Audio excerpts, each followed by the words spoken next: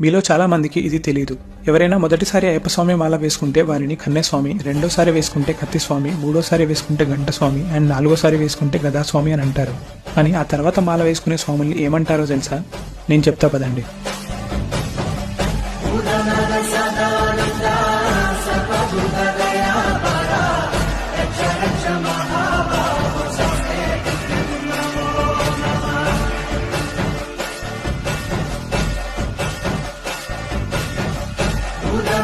Sadalu